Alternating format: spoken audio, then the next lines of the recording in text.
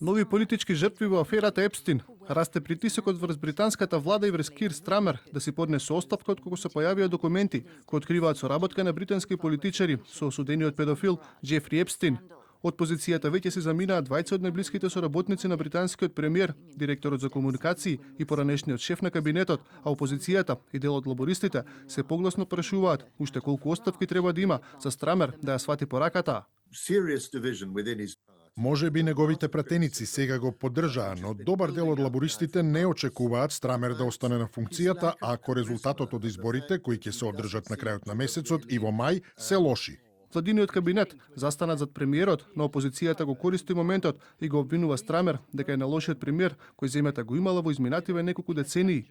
Шкотските лабористи јавно побараа Страмер веднаш да ја напушти функцијата за партијата, да има барем мали шанси на регионалните избори во мај.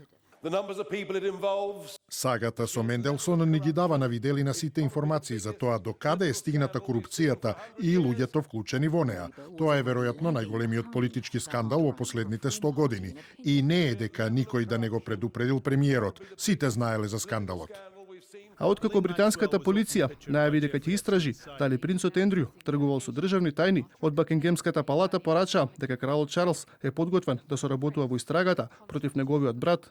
Кралот, јасно, со зборови и преку дела, ја искажа својата длабока загриженост за обвинувањата кои продолжуваат да излегуваат на виделина во врска со однесувањето на господин Маунтбатен Виндзор. Иако конкретните тврдења за кои станува збор треба да ги разгледа господин Маунтбатен Виндзор, доколку не контактира полицијата, ние сме подготвени да ги поддржиме.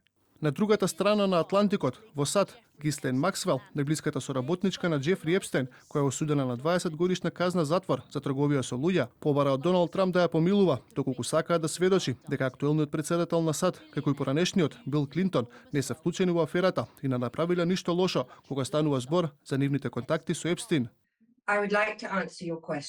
Би сакала да одговорам на вашето прашање, но на совет на мојата одбрана одбивам да одговорам на ова прашање и на сите поврзани прашања. Чекам одлука на мојата жалба и поради тоа се повикувам на 5-тиот амандман од Уставот на САД. Откако беше објавена последната серија документи поврзани со Епстин, представничкиот дом на САД се обидува да го идентификува секој што бил поврзан со американскиот финансиер и можеби му помогнал во неговата сексуална злоупотреба.